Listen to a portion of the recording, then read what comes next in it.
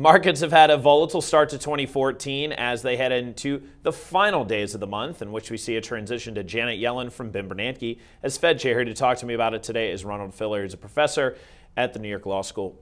Professor, thanks so much for being here. Thank you, Joe. Thank you for inviting me. So when you're looking at this transition, is there anything that we should worry about, at least right now in the markets? Do the markets see the transition to Janet Yellen as more reason to continue this volatility? No, I think, first of all, I don't think the transition or her role as being the new chair has anything to do with the markets.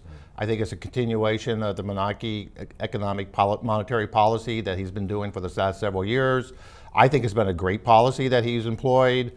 The road to recovery, economic recovery is there, and I just see her continuing in that same approach. It will be interesting to see whether or not the bond buying that has been a hallmark of Bernanke at $85 billion a month, went to $75 billion in December, whether she'll continue at that trend or not, or maintain that. That would be the more interesting thing during the next few months. Which leads me to the next question, which is, in this final meeting, the FOMC meeting that begins today and ends tomorrow, does Ben Bernanke actually lead the final meeting?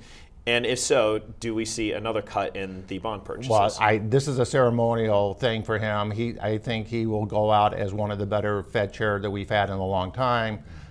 She is a continuation, I think, of his policy, a more moderate approach.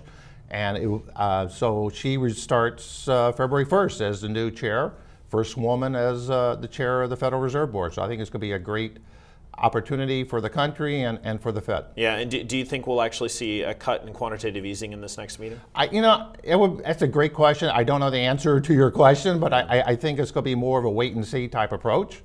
But more importantly, I think the next 2, 3, 4 months, as she is chair and gets involved with that chair, she's been vice chair, obviously, it's going to be interesting to see what powers, how she leads the Fed over these next few months as well as the next couple of years. All right, Ron, as always, love having you in studio. Talk to you soon. Thank you, Joe.